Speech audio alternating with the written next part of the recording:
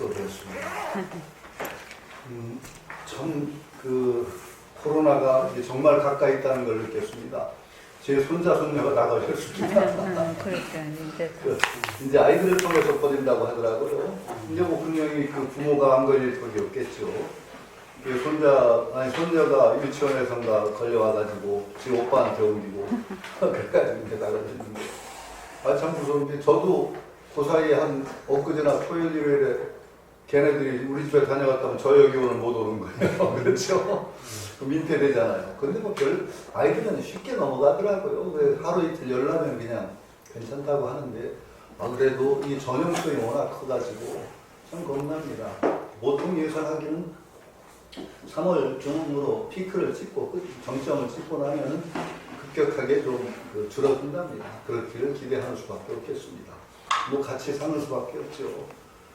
그러니까 이게 참 문화를 많이 바꿔서 뭐 이렇게 여러분들 이렇게 영상으로 보게 되는 이 문화도 이게 코로나 뭐 이렇게 될 가능성은 있었지만 코로나 영향이 상당히 큽니다. 좋은 점도 있어요. 어제는 또 저도 법인에 제가 선생님이 저 서당 선생님이 세우신 재단 제가 지금 이사장을 맡고 있습니다.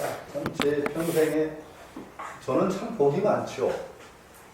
스승을 귀한 분들을 많이 만났죠. 우선 재수할 때 백봉 선생님 만나서 제 삶이 바뀌었습니다. 굉장히 참 바뀌었어요. 제가 고등학교 졸업할 때까지 굉장히 내성적이고 그래서 저보고 여자애 같다고까지 한 사람들이 있었습니다. 뭐랄까 안 돼요? 예. 들어오셨나요 누가? 그 여자애 같다고 할 정도로 제가 내성적인 말도 없고 뭐 집안에 풍파가 많고 그래서 그랬든지 불교는 했어도 굉장히 뭐 불교를 도피처처럼 여겨가지고 소극적으로 믿었던 것 같아요. 그러다 백봉 선생님을 뵙고 나서 얼마나 혼이 났던지 그래가지고 제가 사람이 확 바뀌었습니다. 그래서 저는 그 전까지는 고3 때까지 제가 고기를 못 먹었어요.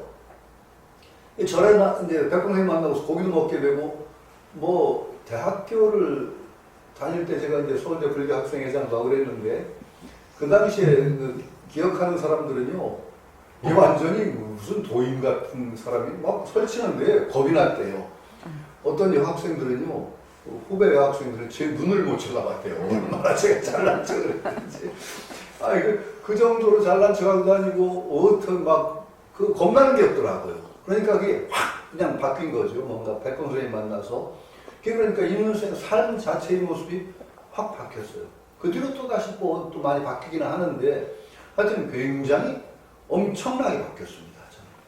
저는. 그 원흉이라고 하면 뭐 의원님 저기 계신 그 수열형 우영도사님이신데 이게 참 지금 생각하면 우습기 짝이 없어요. 제가 대학을 떨어졌지 않습니까? 재수한다고 집에 있는데 너 재수하는데 할 일도 없는데 선생님 모시라고 백봉 선생님이 제가 다니던 절에 와 계셨거든요. 신광사라는 대전에. 그 말도 참 이상. 재수생한테 공부는 안 하고 그래 할 일도 없으니까 선생님이라 모시라는 게 그게 말이 되는 소리예요. 그런데 그것도 또 끄떡거리고 따라간 건 또 뭐예요? 그게 딱 제가 6개월인가를 2월부터 시작해서 8월 말까지 제가 8월 27일 날 제가 서울로 이제 재수 공부를 한다고 올라왔으니까 한 6개월 정도를 꼬박 그 절에 있었죠. 정말로 참 희한한 일이죠. 그래서 제가 선생님한테 들어갈 때 재수생이라 그래도 양심은 있었든지 딱 책 2권 들고 들어갔어요. 정통영어라는 영어책하고 수학일의 정서. 그거 가끔 봐야지. 그러고 들고 들어갔다가 선생님과 떠나는 날까지 한 번도 안 떠들어갔어요. 진짜 한 페이지를. 그냥 바로 들고 들어와서 그때 마음에 대학은 가기는 가야 될 것 같고 2번 떨어지면 인생에 금 갈 것 같다. 그래가지고 제가 기억에 8월 27일 날 상경을 했습니다. 서울 올라와서 그때 양령학원이 제일 좋은 학원이에요. 양령학원 시험을 쳤는데 시험에 떨어졌어요. 정말 6개월 동안 수학 한 절, 영어 한 절 안 봤는데 어떻게 붙겠어요. 양령학원 꽤 좋았어요. 그때 서울에서 제일 좋은 학원입니다. 그때 대성학원이 올라올 때죠. 그랬더니 아버지가 학원 원장하고 친구라 백으로 들어갔어요. 학원도 제가 백으로 들어간 사람입니다. 그러면서 아버지한테 많이 혼났죠. 대학을 간다는 녀석이 학원을 떨어지면 어떡하냐.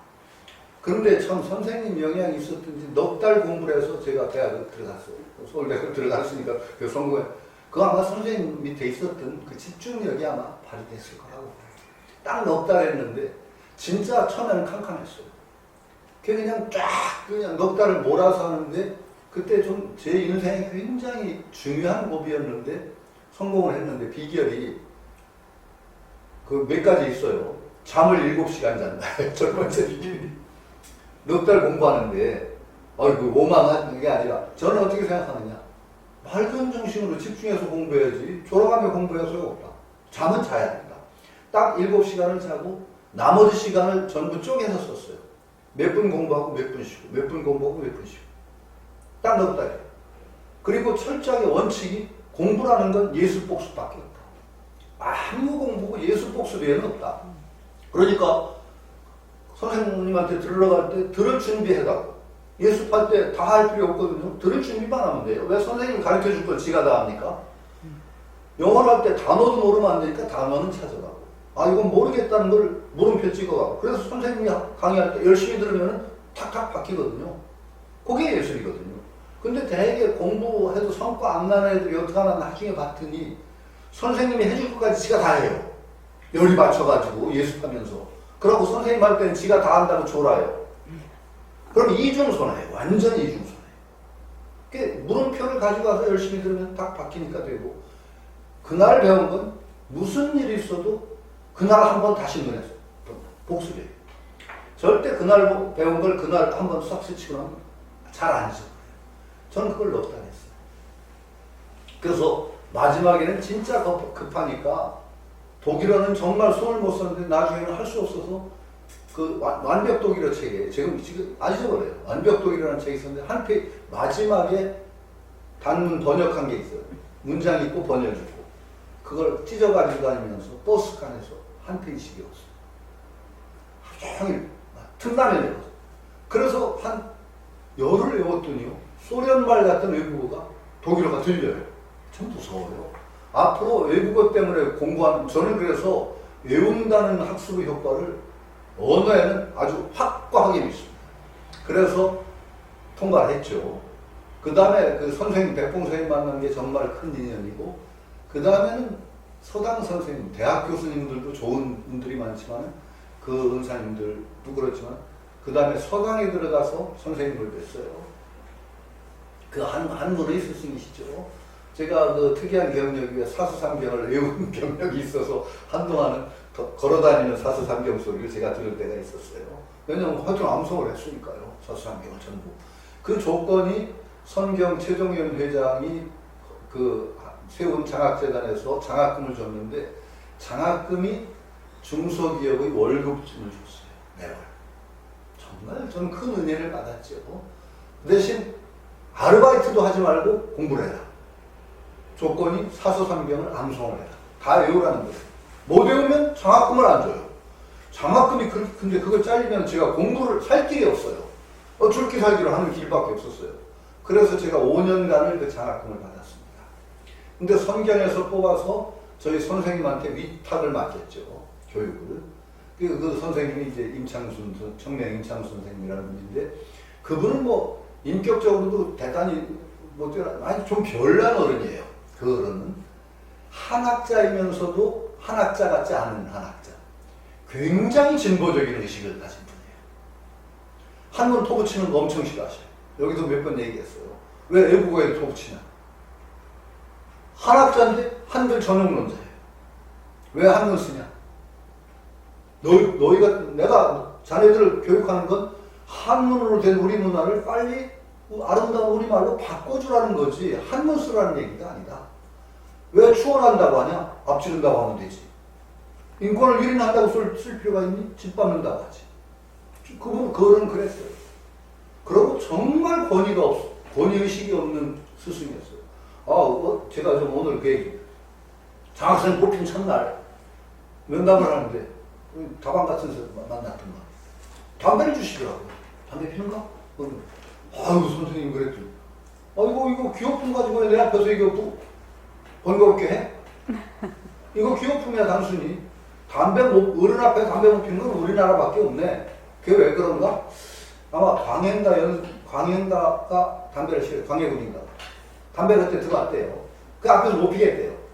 이게 그 어떻게 풍습으로 고정돼서 밑으로부터 내려와서 어른 앞에 담배 못 핀다는 풍습이 우리나라에 생겼다는 거예요. 서양도 안 그렇죠. 어른 앞에 담배 못 피는 거 없습니다.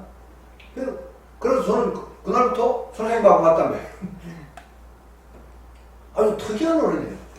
그리고 굉장히 진보적이라 양반의식을 그렇게 싫어하고, 양반이 뭐 잘한 게 있다고 나라 이꼴을 만들어 놓고 아주 싫어요. 그리고 참 별난 어른인 게, 그 어른은 전 교육이 서당 교육 6년밖에 없어요.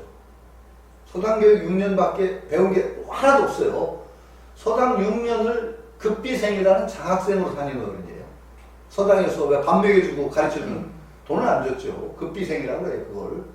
누가 저 보은에 있는 부자가 뽑아가지고 가르쳤대요. 옥천 고향이 그쪽이신데. 그 6년간 서당 교육을 배우신 게 그 어른 학력의 전부예요. 나중에 성균관대학교 교수까지 하셨어요. 그런데 그렇게 서당 교육 6년밖에 안 배운 분이 나중에 보니까 한글 풀어쓰기를 연구하시고 희곡도 쓰신 게 있고 그렇더라고요.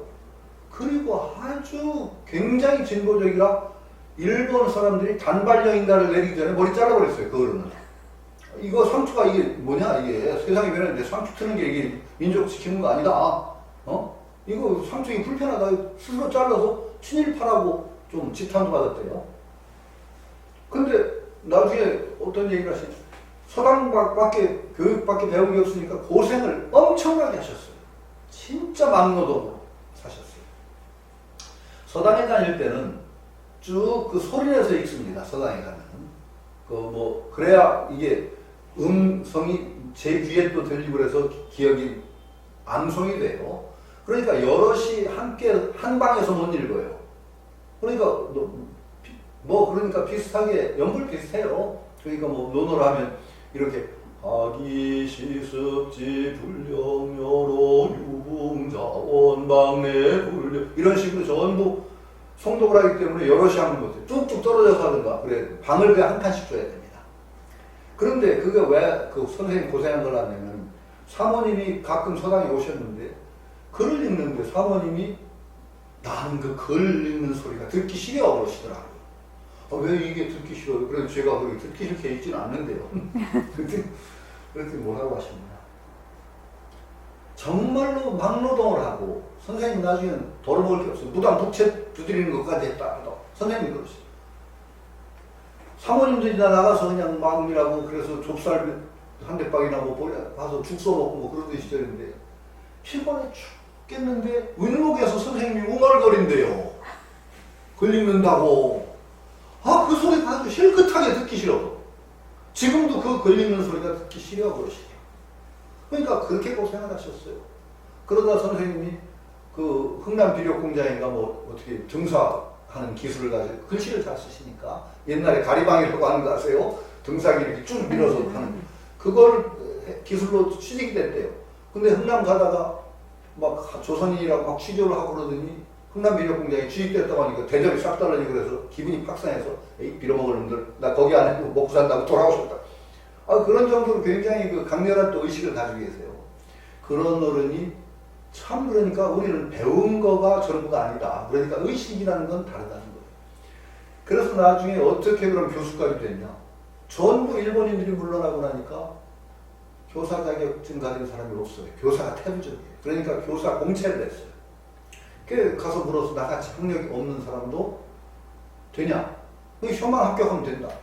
그래서 혼자 공부한 걸로 시험을 보셔서 중등교사, 중고등학교 함께죠. 그 교사 자격증을 따셨어요. 고등학교 교사를 하시다가 워낙 실력이 좋으시니까 국사란 이런 데 굉장히 학견이 있으셔서 성균관대 교수까지 되셨죠. 근데 그 어른은요 참 대단한 게 그렇게 배운 게 없는 분인데도 길 가다가 비석 같은 게 있으면 그냥 못 지나가시는 거예요. 탁 보내놓고. 그래서 그분이 한국 금속학계는 태두예요. 금속학은 우리 선생님 없으면 아무도 따라갈 분이 없다고 할 정도였어요. 근데 또 진보적인 의식을 가진 분이라 또 어떻게 해서 4.19 학생의거에 그 플래카드 든 교수 데모에 플래카드 들고 학생들이 피해 보답하자라는 붓글씨를 쓰는 선생님이 쓰시는 그 장면이 있고요. 지금 기록에 남아있습니다. 4.19를 얘기할 때 가끔가다 선생님이 붓글씨, 교수 데모, 플래카드 붓글씨 쓰는 그 대목이 방송된 경우가 있습니다.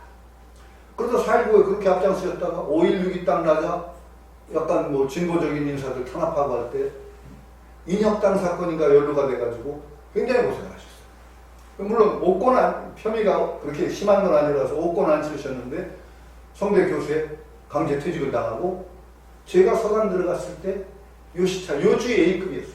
무슨 형사들이 일주일마다 동태보고 외국 출국도 안 되죠. 굉장히 진보적 어른이죠. 하여튼 그런데 그 어른은 참 독특한 어른. 이제 저는 불교 백공 선생님한테 배운 거고 전혀 다른 측면에서만 그 어른은요 평생 당신 생신상을 차리는 걸 싫어하셔. 안 받으시더라. 왜 안 받냐? 나라 분단돼서 이 꼴로 만들어 놓은 사람들이 뭐 잘났다고 생신이라고 받아먹냐? 나중에는 저희들이 하도 제자도 많고 그런데 그러니까 하도 잘 모이는 계기라도 좀 만들어 달라고. 그럼 내가 차릴게 너희들이 와서 먹어. 그래가지고 선생님이 잔치가 아니라도 음식 차려놓고 와서 먹으라 그래가지고 제자들이 그날 빵 모여서 그런 어른이에요. 그러니까 굉장히 진보적이고 앞장선 분이고 돌아가실 때 자식한테 유산 한 푼 안 주셨어요.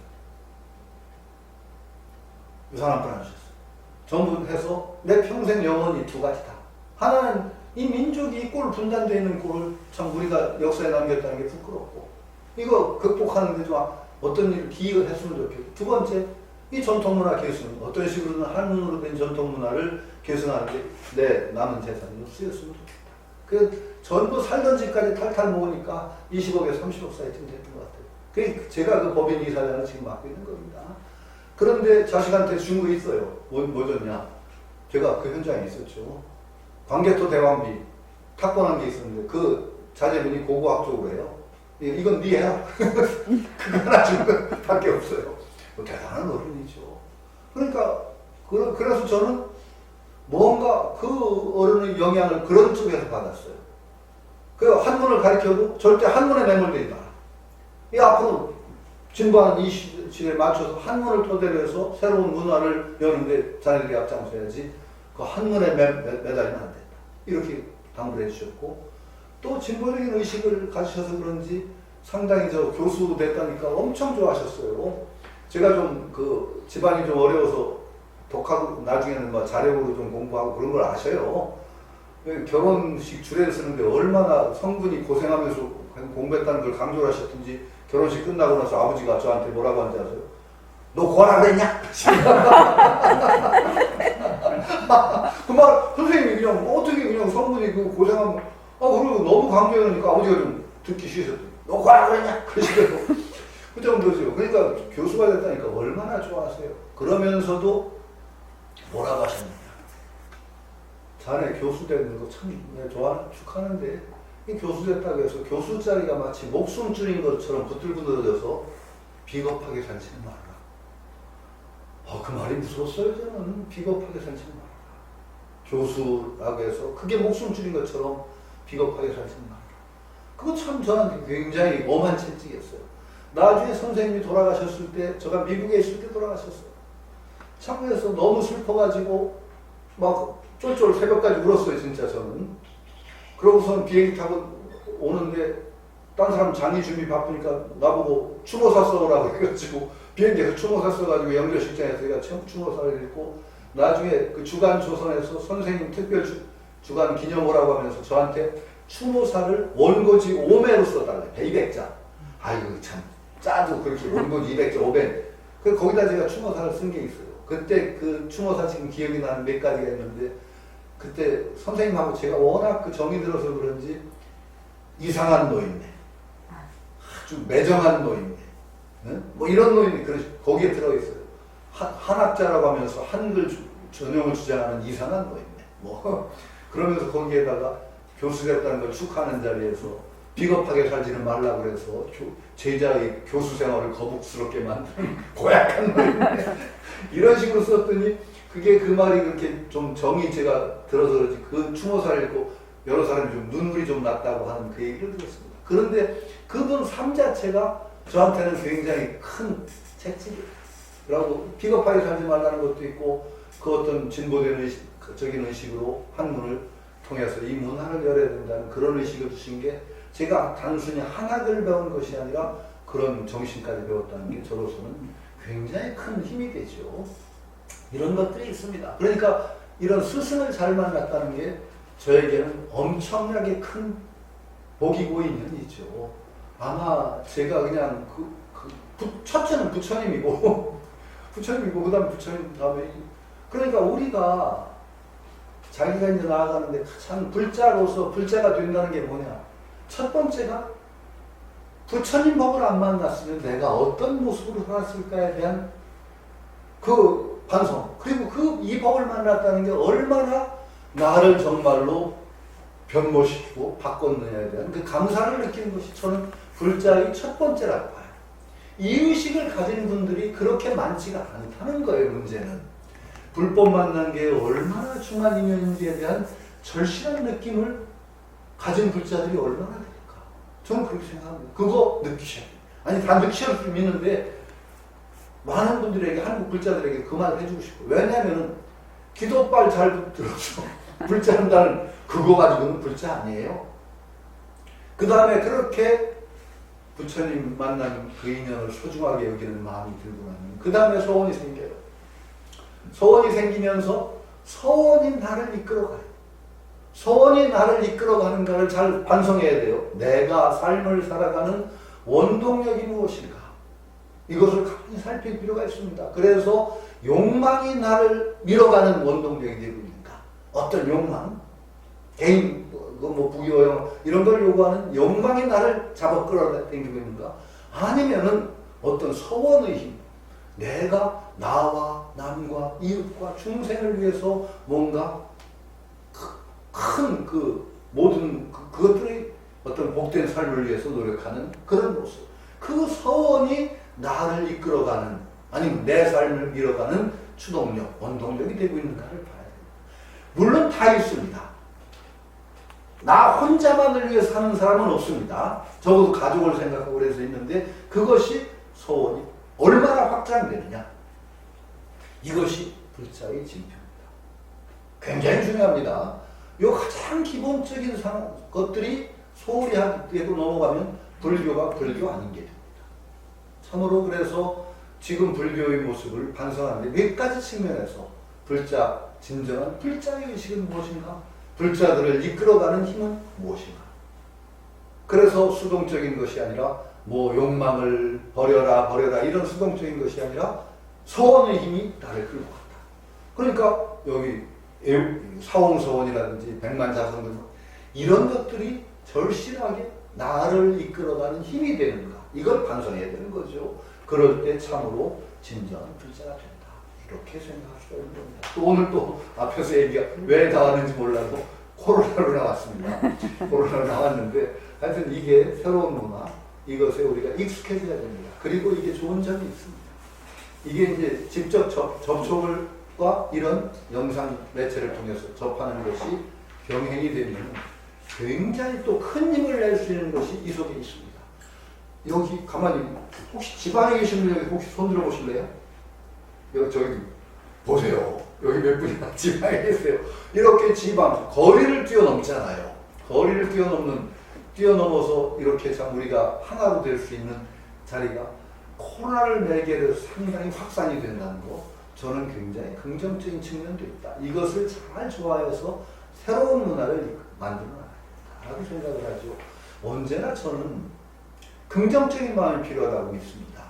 뭐가 나오면 언제나 결정적으로 나쁘기만 한 것도 없고 결정적으로 좋기만 한 것도 없습니다. 그럴 때 가장 나쁜 점들을 최소화하고 좋은 점들이 드러나게 하는 방향으로 움직여 나가는 것밖에 우리가 취할 길이 없다는 생각이 들어서 너무 개탄하지 말고 우리가 이것을 긍정적인 방향으로 이끌어 나가도록 하십시다. 예를 들어서 제가 그 얘기했더니 그 생각이 나요. 예전에 CD롬 같은 게 나왔어. 매체가. 아, 그랬더니 언론 매체 중에서 이게 음란물 유포에 아주 지독한 아유, 내가 그래서 짜증이 나. 걱정도 팔자. 그거요. 조금 지나면 처음에 모든 매체나 이 테러인 게 나오면요. 언제나 그렇습니다. 인간이 말초적인 것을 자극하는 데서 활로를 얻습니다. 그게 오래 안 갑니다. 결국은 다 정착을 하는데 막 그게 무슨 큰일이 날 것처럼 막 떠들어대는데요. 그렇지 않죠.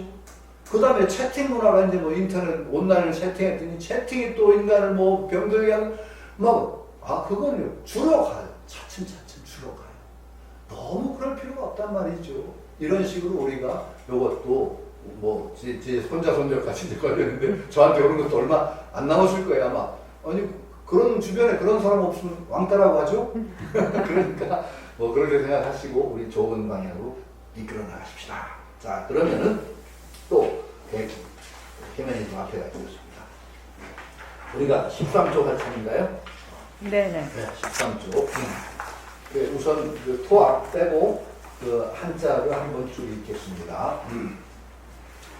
단식 자심 항사 범은 무량묘의 불구이득 고세존운 보관 일체 중생 구유열의 지혜 덕상 우운 일체 중생 종종 하나 계생열의 원각묘심 시집 이사심의 무불가성 과거제열의 지시명심서인 현재 제현성 역시 현심 미래 수학인 당의 여시법 원제 수도지인 절막 외구 심성무염 본자원성 단리망년 즉여역을 여기까지입니다.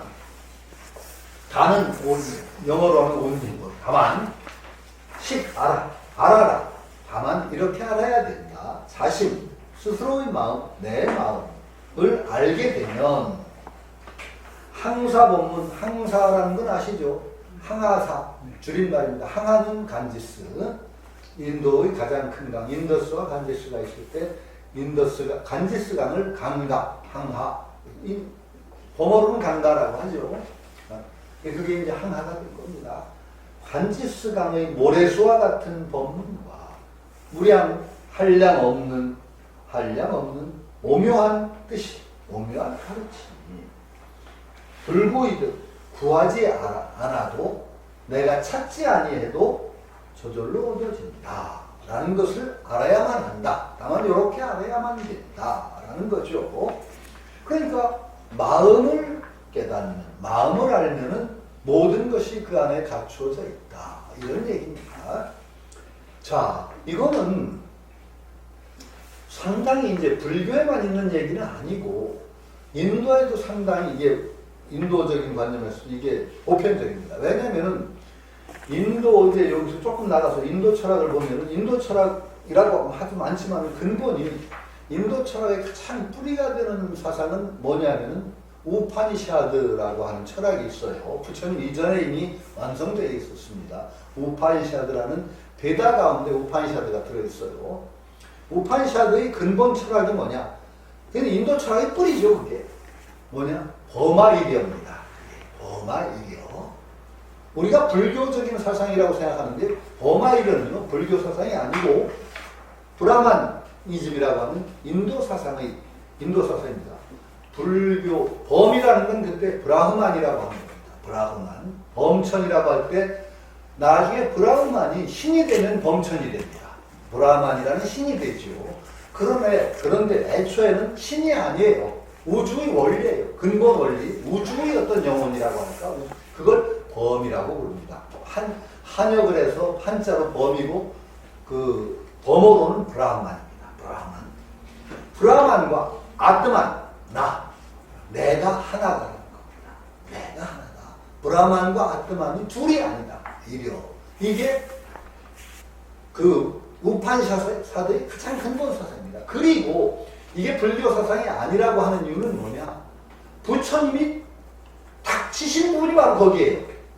아트만 없다는 거예요.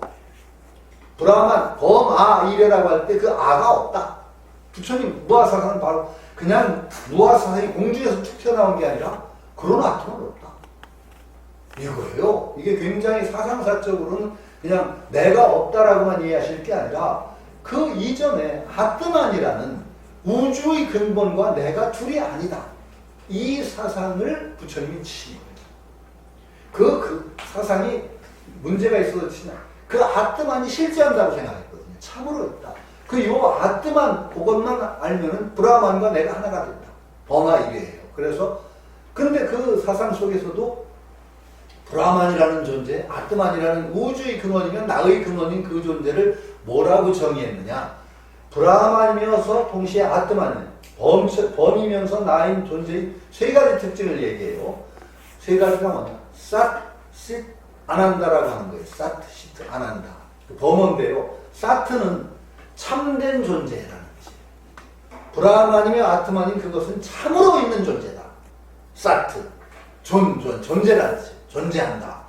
나머지는 전부 헛된 존재고 브라만이며 동시에 아트만인 그 존재만이 참으로 있다. 사트라는 거예요. 그 다음에 시트라고 하는 건 뭐냐? 그것이 시트라는 건 어떤 정신적인 존재다. 브라만이며 아트만인 존재는 물질적인 존재가 아니라 정신적인 존재다. 식이라고 부르고. 그 다음에 안한다. 안한다는 뭐냐? 평화, 연락이라는 뜻이에요. 평화와 연락의 존재. 그러니까 브라만이며 아트만인 그 존재는 괴로움이라든지 그런 것이 전혀 없다. 완전히 평화와 연락, 그 즐거움, 환희의 존재. 이 세 가지 특징을 가진다며 브라만과 아트만인, 브라만이면서 동시에 아트만인 그 존재는 사트, 시트, 안한다. 요 세 특징을 가진다는 거죠. 이건 이제 우파니샤드 사상입니다. 그런데 이게 불교 사상인 줄 아는 분들이 많이 있어요. 그렇지 않습니다. 이게 나쁜 건 아닌데 아트만이라는 그것을 실체화하면서 모든 것을 잘하는 것에 다 융합할 때 문제가 생긴다고 부처님은 생각했어요. 부처님 정신은, 불교의 정신은 끊임없이 어디로 비교하느냐? 이게 정말 불자들에게 제가 누누이 얘기하는데 불교는 언제나 어디로 돌아가느냐? 있는 그대로. 있는 그대로입니다. 불교는 언제나 관념을 덮씌운 적이 없어요. 관념을 통해서 뭘 하자는 게 있는 그대로. 있는 그대로에 들어가면 아트만이라는 것을 정말 그게 참으로 존재한다는 관념, 이게 문제가 된다는 거예요.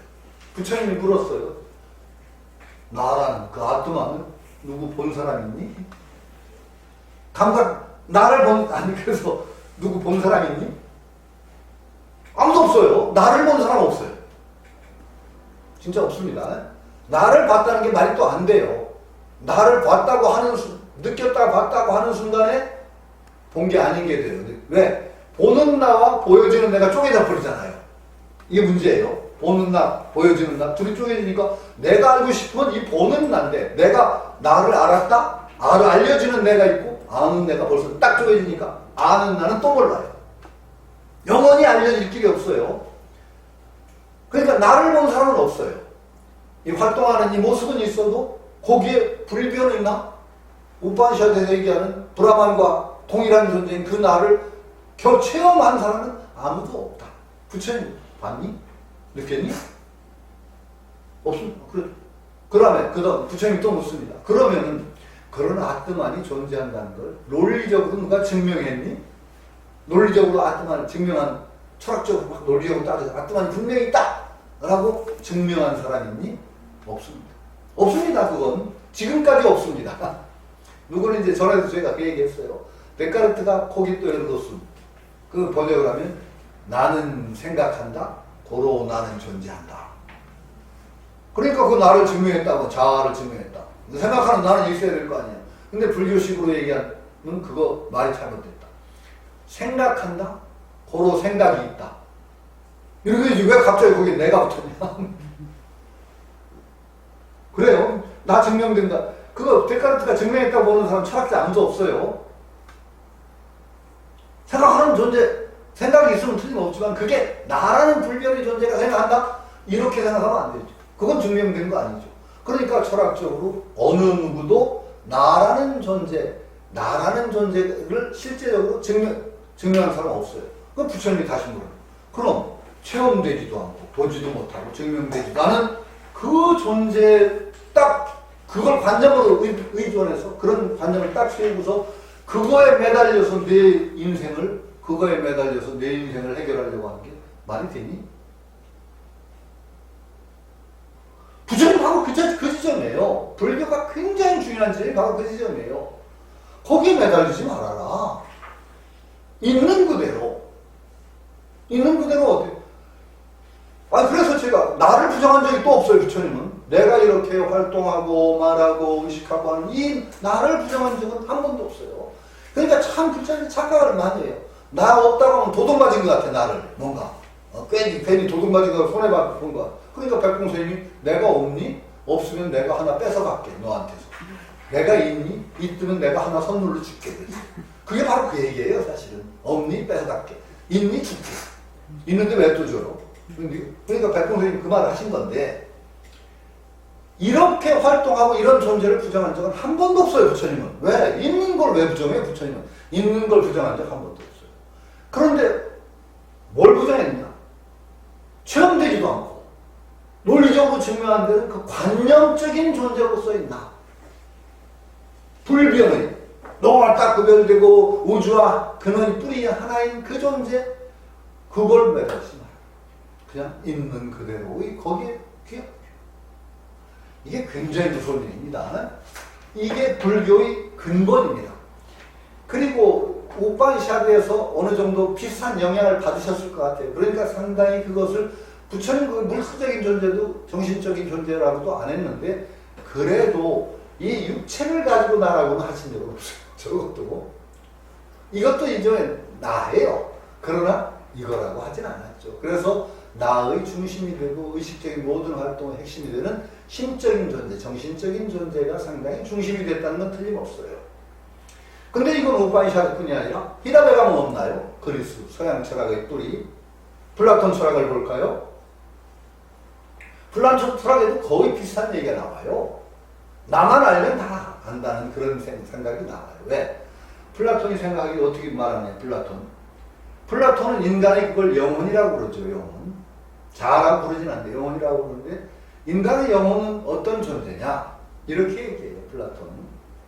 인간의 영혼은 원래 이데아의 세계, 진리의 세계 같이, 진리, 이데아라는 건 참된 존재, 진리 그 자체예요. 그 세계의 이데아는 함께 있었다. 그래서 모든 것을 다 알았어요. 내 영혼은. 다 알아요. 이 전지예요. 그런데 그 영혼이 육체라는 감옥 속에 들어왔대요. 육체라는 감옥에. 이게 육체는 감옥이에요. 근데 그 설화를 빌려 어떻게 얘기하느냐. 이 육체라는 곳으로 들어올 때는 어떻게 하느냐. 엄청나게 사막지대를 지나서 마지막에 그 도착하기 전에 망각의 강이라는 강물을 걷는데요. 잊어버리는 강물. 그 사막지대를 지내고 갈증에 탄 영혼이, 자제력이 없는 영혼은 망각의 강물에 들어가서 막 물을 퍼마시며 수영을 하면서 막 물을 퍼마셔서 몽땅 다 잊어버리고 온대요. 망각의 강물을 하도 많이 먹어서. 육체라는 감옥에 들어오면 또 육체라는 것이 이게 영향을 줘서 원래 알던 그 이데아에 대한 알을 다 잊어버린다. 그래서 우리가 안다는 것은 새롭게 알을 만들어내는 것이 아니라 원래 이데아가 알고 있던, 이데아의 세계에 살던 영혼이 알고 있던 걸 회복해내는 거죠. 회복해내는 거죠. 이렇게 얘기하죠. 그러니까 내 영혼이 이 치환한 마음하고 비슷한 거예요. 이것을 온전히 되밟혀내면은 다 안다는 거죠. 알이라는 건 그래서 밖에 있지 않다. 결국은 네가 본래 가진 것을 드러내는 것이다. 이게 플라톤이에요. 비슷한 측면이 있죠. 비슷하지만 미묘하게 달라요. 다른 건 또 있으니까 나중에 그건 또 제가 얘기할게요. 불자도 조심할 부분이 있는데, 그러니까 플라톤 사상도 이게 소크라테스가 그래서 산파술이라고 하는 게 왜 나왔어요? 산파가 애를 만들지는 않아요. 산파가 애를 만들지는 않잖아요. 이미 임신한 것을 산파는 끌어내주죠. 산파가 도와서. 그러니까 내 정신 속에 모든 것이 이미 알미 있었어. 이것을 이끌어내주는 역할을 할 뿐이다. 스승이라든지 소크라테스라는 것은 그것이다. 이것도 결국은 내 마음 안에는 다 안다는 사상하고 거의 같은 흐름 속에 있어요. 그러니까 이것이 불교만의 사상이 아니라는 걸 분명히 알아야 돼요. 그러니까 이 마음 참 오묘해요. 우리가 안다는 과정이 어떻게 우리가 뭘 알고 깨닫는다는 과정이 어떻게 이루어지느냐? 없던 게 생기는 거라고 하면 정말 문제가 생겨요. 아니 제가 여러 번 써먹었는데 또 할게요. 제가 아주 하이 코미디라고 하면서 높은 수준의 코미디라고 구봉서 얘기 몇 번 했잖아요. 구봉서 철학 교수가 옛날 코미디예요. 구봉서 씨 나오는 철학 교수 분장에서 탁 나오는 철학 칠판에다가 철학하고 딱 쓰더니 학생들한테 여러분 철학을 아는가? 그러니까 학생들이 모릅니다. 그러니까 그것도 모르는 사람들한테 어떻게 철학을 가르치나? 싹 나가버리죠. 둘째 시간에 딱 들어와서 아는가? 하고 물으니까 압니다. 다 아는데 뭘 가르쳐? 싹 나가죠. 셋째 시간에 또 쫙 쓰고서 아는가? 하니까 반은 알고 반은 모른다고 그러니까 그럼 아는 사람이 모르는 사람 가르쳐줘. 나가죠. 이렇게 강의하면 정말 교수하기 쉽겠죠. 그냥 쉽습니다. 그런데요, 그 어른에서 제 책을 이제 아들놈한테 이제 줬더니, 제 손자 녀석이 그걸 또 열심히, 7살짜리 손자, 그걸 열심히 읽었어요. 그러고 그 구봉서 나오는 그 대목이 재밌다고 저한테 할아버지 뭐 그러면서, 너 그걸 어떻게 읽었냐? 그랬더니, 한 집감량대로 읽었는데 그 구봉서 나오는 대목이 재밌대요. 그거 아는가? 하고 그랬더니, 제 손자가 상당히 철학적인 싹수가 있다. 제가 이제 손자 바보가 잠깐 됐습니다. 어쨌든 간에. 자, 그렇듯이 안다는 것이 참 어려워요. 완전히 알미 없었는데 알미 새로 생겼다면 무에서부터 유가 생겼다는 거예요. 없던 데서 생기는 건 없어요. 원래 철학적으로. 없던 데서 어떻게 생겨요? 아무 없었으면 생길 수가 없어요. 그러니까 뭔가 있던 것이 바뀌는 거예요, 상태가. 그러니까 플라톤 철학이라든지 그런 데서는 어떻게 보느냐? 잠재적으로 알고 있었던 거, 가리웠던 알을 드러내주는 것이다. 이게 알미라고. 없던 게 생길 수는 없으니까. 어떻게 없던 게 생기냐? 마찬가지죠. 이건 참 어려운 얘기입니다. 불교적으로도 없던 깨달음이 갑자기 생겼다? 이거 어렵죠. 그러니까 본래적인 깨달음이 우리에게 있고 그 잠재적인 것을 드러내주는 본각과 시각 이론 나온 것도 비슷한 거예요. 그러니까 결국 그렇게 호소를 하려면 어떻게 가야 되느냐? 어디 그 알미 잠재태로 있던 곳은 마음밖에 없어요. 육체가 생겼다고 말 못할 거 아니에요. 아니 육체도 기억을 한다고 하던지 모르겠네요. 아니 육체도 기억합니다. 거짓말 아니라 육체가 기억한다는 게 좀 농담에서 예전에요 한문을 제가 외워야 되잖아요. 막 그냥 외워야 되는 그 스트레스가 보통 스트레스 아니에요. 정말 책 한 권 외울 봤을 때는 정말 반 미쳐요. 제가 남들 정말 의도치 않게 포복절도하게 웃기는 사건 얘기했잖아요. 그때 맹자 읽을 때인데 그 수덕상가 마곡상가 서울대 불교학교 본문에서 이제 간이수련대라고 하룻밤 가서 철회하고 오는 건데 이 참선하기는 너무 뻑뻑하고 그래서 연불 철회를 했거든요. 절하고. 관세음보살을 연불했다가 석강연불 하다가 엎드려 잠깐 졸았나 봐요. 또 일어났더니 막 대굴대굴 구름이 없는 거예요. 왜 없냐? 그랬더니 그렇게 연불을 하다가 하고 절을 하더니 갑자기 엎드리니 안 일어나더래요. 졸아보다가 참았더니 뻘떡 일어나면서 갑자기 맹자견양영 수법천일의 역장유리 웃고 맹자 쫙 온 거예요. 제가. 사람들이 얼마나 무서웠겠어요. 연불하며 엎드려 있었는데 갑자기 뻘떡 일어나면서 맹자견 양해왕을 그냥 쫙 그때 맹자이거든요. 그 스트레스가 막 있다가 저는 몰랐어요. 제가 그걸 쫙 읊은 줄. 막 웃길래 이제 깨가지고 왜 웃냐고 그랬더니 제가 그랬다는 거죠. 근데 그 얘기 왜 하느냐? 외워 마칠 때요. 뭔가 이렇게 막 있다가 손에 막 외워 마쳐야 되는 뭐가 이상해요. 혓바닥이 잘못 노른 것 같아. 혓바닥 감각 이상해. 어색해. 보면서 잘못해서. 육체가 기억을 합니다. 이거 농담인데요. 하여튼 어쨌든 간에요. 하여튼 그러나 수치식이 어디에 있느냐 할 때는 정신, 마음 이것에 있다고 할 수밖에 없는 측면이 있어요. 어디에 있냐 도대체. 그러니까 마음을 알면 결국 그 속에서 다 있다라는 얘기가 지금 나오는 이유죠. 그래서 그렇습니다. 마음을 알게 되면 항사법문과 묘라는 얘기가 구하잖아도 얻어집니다 라는 거죠. 그런데 그 틀림없어요. 마음에 의존할 수밖에 없는데 이것도 조금 조심해야 될 부분이 있어요. 그냥 무조건 이렇게 믿지는 마세요. 나중에 이 글자, 저는 언제나 물음표 좀 붙이라고 합니다. 아라한이 되는 거죠. 부처님도 아라한이라고 얘기했으니까 부처님도 아라한이라고 저는 얘기했습니다. 나중에 아라한과 부처를 구별하기를 하는데 대승불경 구별하는 아라한으로서의 깨달음을 얻으면 전지를 모든 걸 다 알게 되느냐. 쉽게 얘기하면 이런 겁니다. 하여튼 고려시대에 깨달음을 얻은 사람은 텔레비도 다 아냐. 컴퓨터도 다 아냐. 알까요, 모를까요? 제가 좀 이렇게 분들. 여기에도 두 갈래 견해가 그때 불교 역사에 싸웁니다. 그런 걸 모른다. 그런 거 알아니까 다 안다는 건 그게 아니다. 기본적인 원리라는 뿐이다. 다 그거 배우면 다 이해를 한다는 근본질을 하는 거지. 텔레비도 안 나오는데 그 조선시대 텔레비도 다 원리도 안다? 원리가 아니라 텔레비에다 다 아냐? 그거 아니다라는 쪽이 있고 아주 맹렬한 근본주의자는 그것도 안다 그랬어요. 요거는 조금 우리가 적어줘야 될 부분이 있어요. 그러니까 그건 생각했어요. 저는 오히려 다 그거 아는 게 아니에요. 부처님 정도는 모르겠어요. 부처님 정도는 정말로 이게 알의 뿌리가 정말 가면 아마 될지 모르는데 어지간한 깨달음 가지고서는 그런 것까지는 아니지 않을까. 그런 생각이 들기도 해요.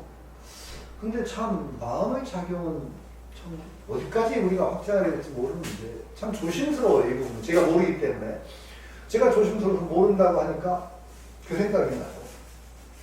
제가 전에도 얘기했지만 제가 좀 아주 묘한 저 개인의 역사를 따지면 제가 좀 묘한 사람이죠. 제가 말하자면 제 뿌리로 따지면 선도 쪽하고 굉장히 뿌리가 깊습니다.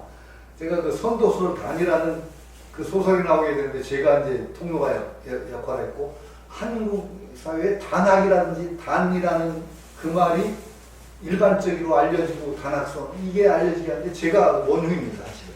그거 제가 통로 역할을 했으니까 그 사람들을 끌고 그 단이라는 소설의 주인공인 우학도인께 제가 끌고 간 사람이 바로 저니까 그래서 결국 책이 나왔습니다. 그래서 그 우학도인 댁에도 제가 있었고 그 우학도인이라는 어른이 참 재밌는 분이었어요. 그거 참 그래서 한 50년 전에 50년 후더 전에 60, 70 아버지가 들었으니까 우리나라 소련이 쪽입니다. 소련이 분열한다. 지금 또 전쟁은 났지만 그 다음에 몇 가지 얘기를 했어요. 소련이 쪽해주고 그 얘기를 하셨어요. 그럼 예언 비슷하게 하시고 우리나라 통일이 되는 과정을 쭉 얘기하시면서 첫 번째 큰 조짐이 소련이 분열됐다. 그건 제가 직접 들은 얘기고 제가 들은 게 50여 년 전이에요. 제가 들은 게 우리 아버지가 들은 건 한 60. 50년 몇 가지 얘기를 하셨어요. 그러면서 참 그 어른이 재미있는 분이라는 게 생각이 나는 게 우리나라가 세계를 떨치는 가장 큰 영향을 끼치는 그런 빛나는 미래가 우리나라에 있다. 우리나라가 거기 세계를 제패한다. 이런 얘기를 하시길래 저는 늘 그때 버릇이 꼭 여쭤요. 왜 그래? 그럼 우리나라가 그렇게 영토가 넓어진다는 얘기입니까? 제가 여쭸어요. 그때 그 어른이 뭐라고 하셨냐면 그때는 국경 개념이 아닐 거야 그러시더라고. 저는 아주 굉장히 신선하게 들렸어요. 그 어른이 지금 생각하니까 참 그 어른이 참 재밌는 말씀을 하셨구나. 지금 우리나라 한류가 세계를 쓰는 걸 보고 갑자기 그 어른 생각이 나는 거예요. 그러면서 또 여러 가지 얘기를 하시길래 또 제가 여쭸어요. 그걸 어떻게 하세요? 그걸 어떻게 하세요? 그랬더니 그 어른이 또 아니 제가 귀찮게도 생각하고 참 그래 그거 내가 수행을 할 때 근데 그분은 한 건 불교 수행을 하는 분은 아니거든요. 선도 수행을 하신 거죠.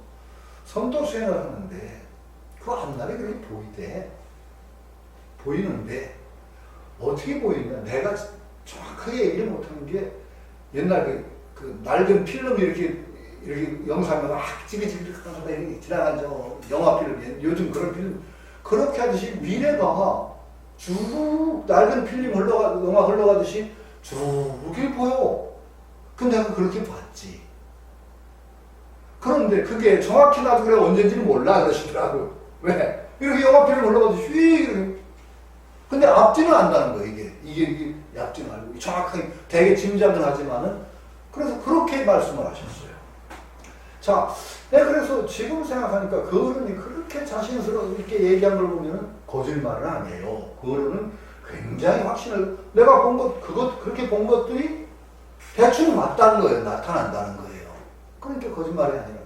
자, 그러면 인간의 정신이라는 건 굉장히 오묘한 거예요. 오묘한 거예요.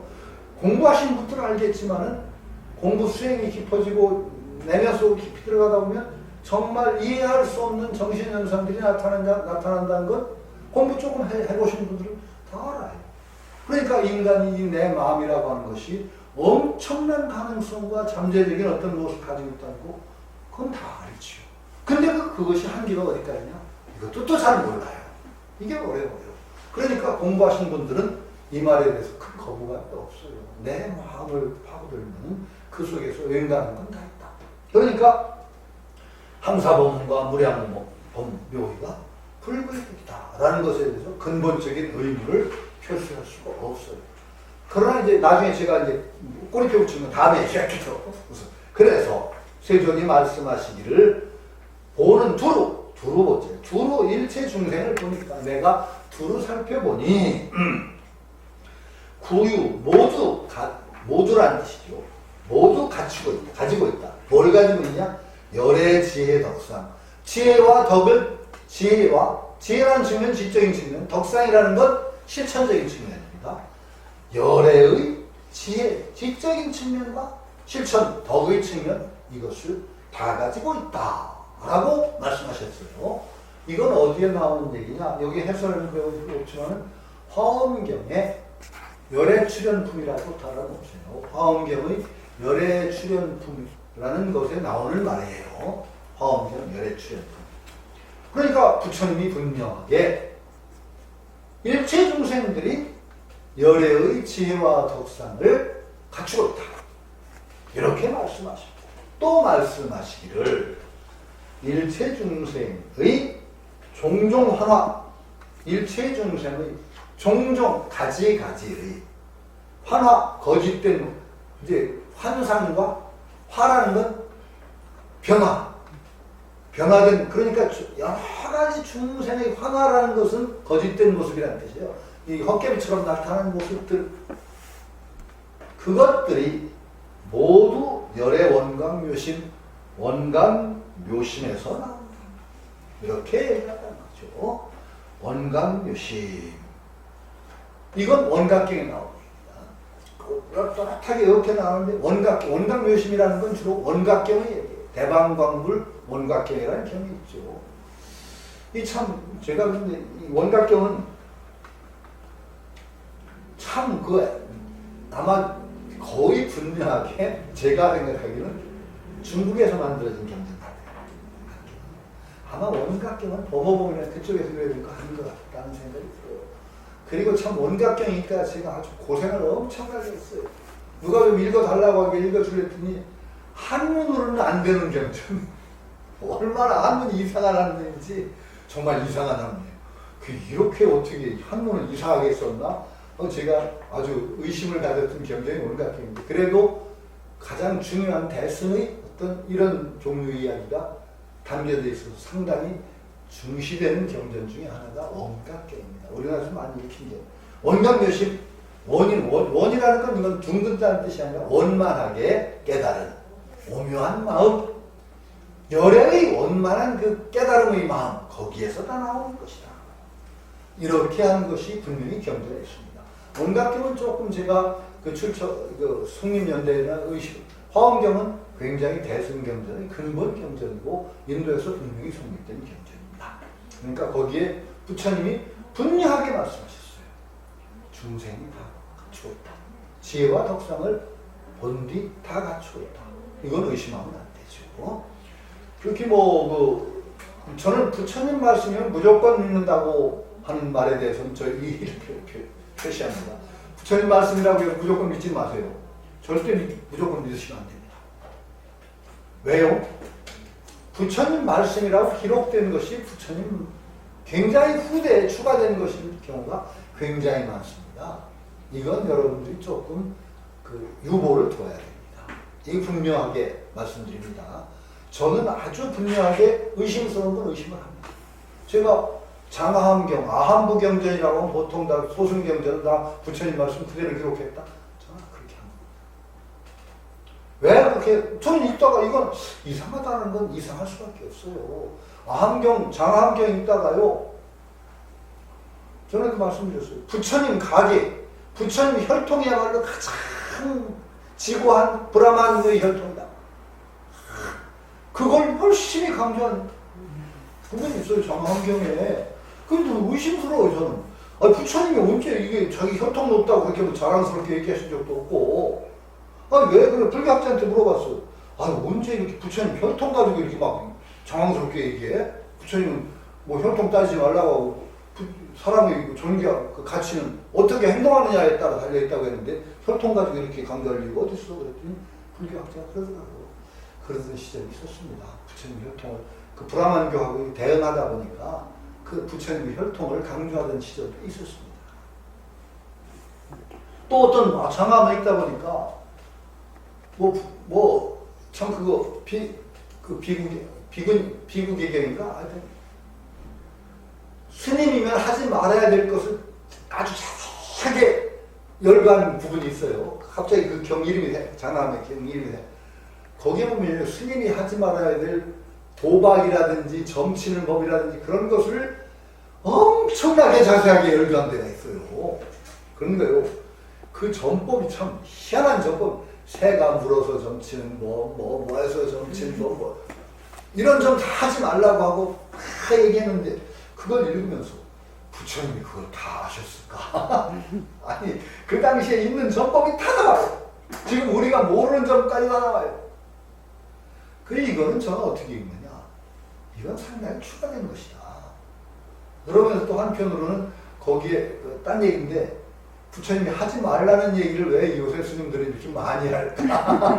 그런 의미도 가지기도 했던 대목인데 어쨌든 간에 저는 그거 읽으면서 이건 부처님이 직접 말씀하신 거 아닌 것 같다. 왜냐하면 그럴 수가 없어요. 그 부처님이 또 그렇게 말씀하시니까 그거 점치는 얘기를 요런 점 수십 가지를 다 뭐 도박 얘기도 저는 그렇게 합니다. 그거는 추가. 이렇게 보는 게죠. 이렇게 보는 게 오히려 화가 나죠. 아, 계율도 그랬죠. 500개, 비구니는 500개를 지켜야 되고, 500개는 380개쯤 되는데, 비구는 뭐 이래. 그 계율도 한 번에 부처님이 다 말씀하셨다. 저 그렇게 안 봐요. 그건 불교 역사에서 증명된 점들이 있어요.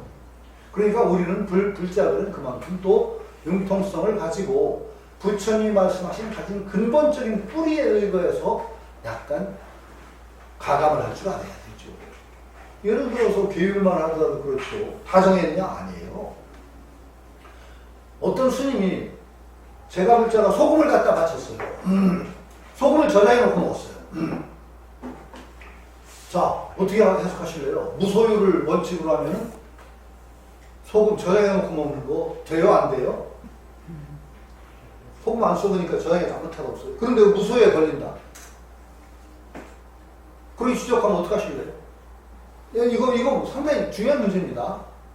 그 다음에 언제나 현물만 받았어요. 원래 보시는 음식 받음을 받죠. 화폐 경제가 발달하면서 돈으로 보시라 하시죠.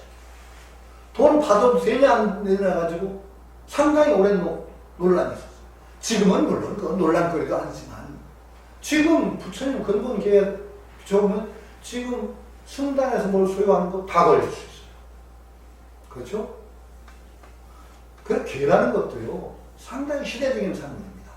거기다가 비구니에 대한 굉장히 가혹한 계율, 그거 남존여비 사회에 지나면서 엄청나게 강화된 부분이 있어요. 또 어떻게 읽으실래요? 여신 불성불론. 여신은 여자 몸 가지고는 성불하지 못한다는 얘기? 이거 부처님이 말씀하셨을까요? 아닐까요? 잘 이거 아니 그런 게 많아요. 무조건 부처님 말씀이라고 따르기 힘든 부분 그 상당히 많습니다. 나중에 대승경전에는 여신으로 선불할 수 있다는 게 나오는데 그거는 유마경에 보면 딱 나오잖아요. 사리부리 그 처녀한테 너는 그렇게 신통과 변제가 잘 되면서 왜 아직도 여자몸 가지고 있냐? 여자몸을 버리지 않느냐? 그러니까 처녀가 사리부를 여자로 확 바꿔놓고서 왜 스님은 여자몸을 버리지 않으십니까? 이거 얼마나 무서운 얘기예요. 이게 유마경의 정신으로 보면 여성과 남성에 대한 근본적인 차별이 저는 있다고 생각하지 않아요. 그런데도 그 뒤에까지 중국에 와서도 여신불성불로 여자몸 가지고선 부처 못 된다는 얘기, 이런 얘기 계속 어느 정도 유지가 됐거든요. 자, 이런 측면들은요, 불자들은 굉장히 게임의식을 가지고 부처님의 근본 정신에 관해서 언제나 물음을 가져야 됩니다. 왜? 불교는 방편설이거든요. 대기설이거든요. 문자 그대로 따르면 안 되는 게 또 불교예요. 부처님이 어떤 조건에 대해서 말해요. 조건에 주어진 적당할 말씀을 하셨어요. 그럼 조건을 떠나서는 그 뜻이 무엇일까를 의심하지 않으면 부처님 말씀 그대로 따른다는 게 오히려 불교를 등지는 결과도 될 수 있다. 분명하게 의식을 가지셔야 됩니다.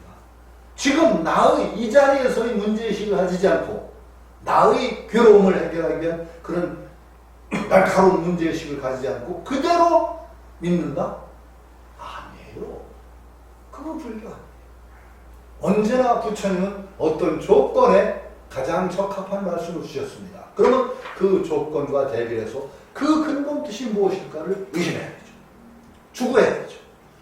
그러지 않으면 참으로 현대에서 불교를 제대로 믿는 것이 아닐 수 있다. 이 명심을 하셔야 됩니다. 그러니까 다음에 시지 2차 심의 무를 가서 이래서 알 수 있다. 시지 그래서 이래서 안다. 뭘 아냐?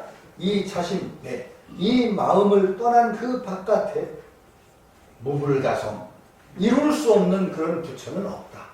무불 이게 일이 되는데 어떤 부처도 이룰 수 없다. 이렇게 읽으시면 되는데 문법적으로는 무불 부처가 없다. 가성 이룰 수 있는, 그러니까 이룰 수 있는 부처 마음 떠난 그 밖에 없다.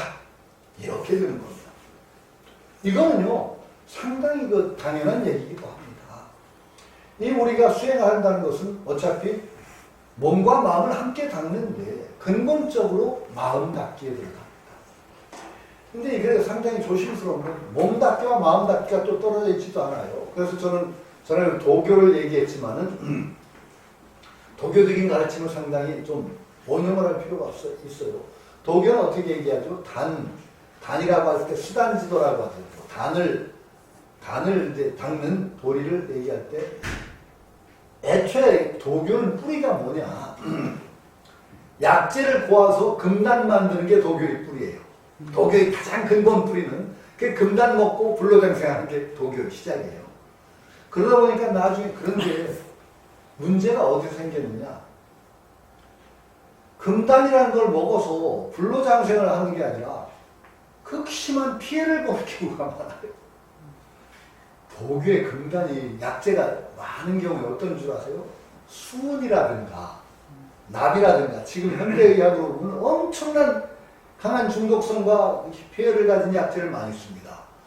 그래서 그거 먹고 병 걸리는 사람이 꽤 많아요. 역대 황제들의 묘를 발굴해서 뼈를 검사를 해보면요 수은 중독하고 납 중독 증세가 꽤 발견된대, 뼈 속에서. 왜? 그 도사들이 바친 금단 먹고 걸린 거예요. 근데 그래서 지금 포박자라고 하는 도교의 가장 오래된 경전인데 포박자에 금단 재료도 많아요. 이렇게 만든다. 그 뒤에 도교에서 그걸 그대로 많이 만들어 봤어요. 그랬더니 많은 금단이 극심한 부작용을 일으켜. 그 도교가 이제 이거 의심스러울 수밖에. 이거 큰일 났다. 뿌리가 우리 금단 만들어 먹고 불로장생하는 게 우리 도교 뿌리인데 이거 다 먹고서 병 걸리면 큰일 나잖아요. 그래서 도교가 전환을 해요. 어떻게 전환하느냐? 금단도 만들긴 만들어요. 검증된 것만. 근데 그 뒤로 어떻게 바뀌느냐? 내단이라고 해서 우리 몸에다가 금단을 만든다. 이런 방법으로 돌아요. 그게 지금 단학이라는 건 몸에다 금단 만드는 거. 근데 도교는 금단 만드는 게 뿌리기 때문에 그대로 몸에서 내단 만드는 법도 금단 만드는 것과 원리를 같이 해서 세 가지예요. 금단을 만드는 세 가지 조건. 첫 번째, 약재를 좋은 걸 써야 되고, 두 두 번째, 금단을 만드는 화로가 튼튼해야 돼요. 깨져요, 잘못하면. 진짜 깨집니다, 화로가. 불때기를 굉장히 오래 해야 돼요. 그 다음에 세 번째, 불때기를 잘해야 된다. 세 가지예요. 약재 튼튼해, 좋아야 돼요. 그래서 금단을 만들려면 청정한 생활을 해서 정열을 맑게 해야 돼요. 피도 깨끗이 해야 되고, 육체를 깨끗하게. 그 다음에 화로가 튼튼해야 되기 때문에 어떤 도인 체조라든지 뭐 이런 여러 가지 그걸 통해서 이 몸을 건강하게 해야 돼요.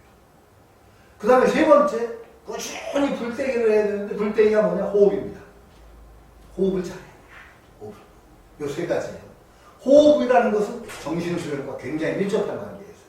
호흡에다 정신을 모으기 때문에 불교에서도 안반수의경이라든지 호흡을 통해서 수련하는 법이 있잖아요. 호흡 수양은 결국 정신수양입니다. 세 가지가 도교의 근본입니다.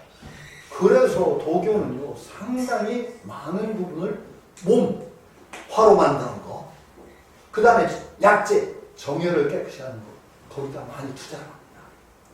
그 도교에서 불교를 가끔가다 비판할 때 어떻게 비판하냐? 너무 마음에만 힘을 써가지고 몸을 팽개치다 보니까 제대로 수행이 안 된다. 이렇게 비판하는 경우가 있습니다. 불교에서는 이걸 겸허하게 받아들여야 됩니다. 마음만 너무 하지 말고 몸과 마음을 함께 몸도 결국 마음이에요. 그러니까 이걸 함께 나가는 법을 이제 도교에서 이제 꼭 불교에 없는 게 아닌데 참조를 해야 될 필요가 있다는 거죠. 요건 저는 이제 여기다 토로 다뤄놓습니다. 마음인데 결국은 마음을 닦으면 몸 닦음과 함께 하는 것이다. 이렇게 제가 토를 달아서 놓죠. 그 다음에 이제 요거에 대한 부연 설명입니다. 과거의 여러 열애들도, 제 열애들도 지시 명심 저인, 저자는 갈지자와 같습니다. 갈지자와 같은 용례로 명심지인이라고 해도 되는데 저자와 지자는 통용됩니다. 이게 바닥 저자인데 바닥이라는 뜻이 아니라 갈지자, 관형격으로 쓰입니다. 다만 마음을 밝힌 사람이요. 현재 재현성, 현재의 여러 현인과 성인들도 역시 수심지인, 마음을 닦는 사람이요. 미래의 수학인도, 미래의 수학, 닦고 공부하는, 수행하고 닦는 사람들도 당의 이심여 할 것이 아니라 사실은 토를 붙이면은 토를 붙인다는 수심, 마음을 닦은 사람이니 미래에 닦고 공부하는 사람들도 당연해야 된다. 여시법, 이와 같은 법에 의존해야 한다. 의존해야 한다. 과거의 그런 모든 분들이 그러하시니까 미래에 공부하는 사람들도 이와 같은 법에 의지해야만 합니다. 바라건대, 이건 이제 보조습니다. 바라건대 제수도진 여러 도를 닦는 분들은 절막 외국, 절은 이제 부탁을 간절하게 바라느니 막은 금지사 하지 말아라. 밖으로 구하지 말아라. 밖으로 찾지 말아라.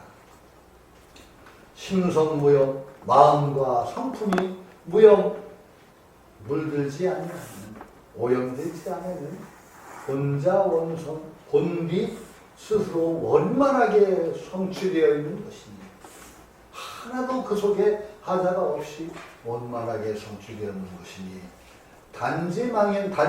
다만 망령된, 거짓된 이런 뜻이에요. 거짓된 어떤 반연, 여러 가지 끄달림, 여기선 영은 끄달림 정도가 좋아요.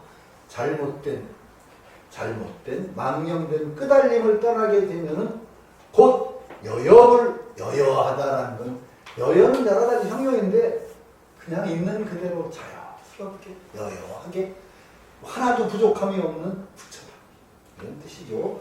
그러니까 망령된 끄달림, 잘못된 끄달림을 벗어나게 하면 그대로 부처다, 이렇게 얘기하는 거죠.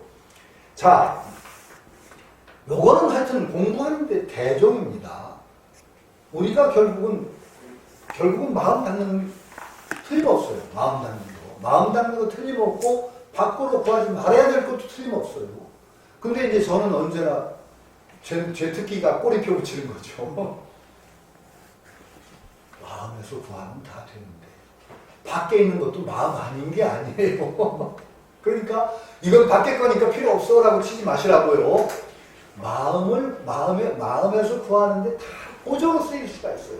이 보조로 쓰일 수 있다는 얘기는 제가 어디서 힌트를 얻었느냐. 불교도 저는 그렇다고 보니까. 자, 그 플라톤 얘기를 할 때 저 철학하는 거니까요. 그 본래 진리 세계를 다 본다는 거예요. 우리 마음은 진리 세계에 원래 있던 거 다 알아, 진리를. 근데 이 세계는 어떠냐? 진리 세계가 또 현현됐는데 있는 그대로 진리가 다 드러나지는 않고 물질 속에 드러나다 보니까 좀 약간 어그러졌어. 약간 흔들리며 드러난 거야. 그러면 마음에 있는 거하고 이 세계에 있는 게 둘이 아니라는 거예요, 플라톤처럼. 그래서 밖에 있는 대상들을 통해서 내 마음의 본디 갖춰진 알물 돌이켜내는데 밖에 있는 것들이 보조가 된대요. 보조가 된대요. 철학으로 얘기하면 이렇게 얘기를 해요. 데미오르고스라는 이제 플라톤이 그래요. 신이 이 세계를 빚어서 만들 때 이데아라는 아주 근본적인 어떤 진리, 원형, 그것을 본따서 만들었대요, 이 세계는. 그런데 재료가 뭐냐? 물질이라는 재료는 본디 있는 그대로 그대로 보존할 수가 없어. 아페이롱이라는 것을 뭉개 잡고. 그러니까 진리를 그대로 이데아를 본따서 만들었는데 그게 온전하게 다 드러나지 못하고 어렴풋하게 드러났어.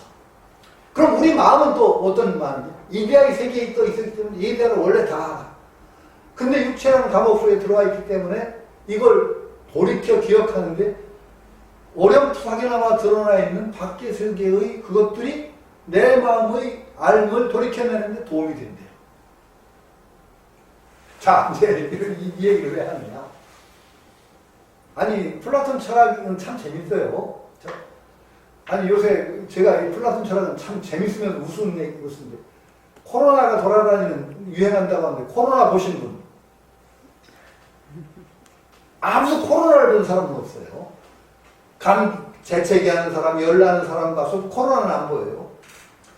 보림선언이라고 하는데 보림선언을 본 분. 자, 보림선언이 뭐예요?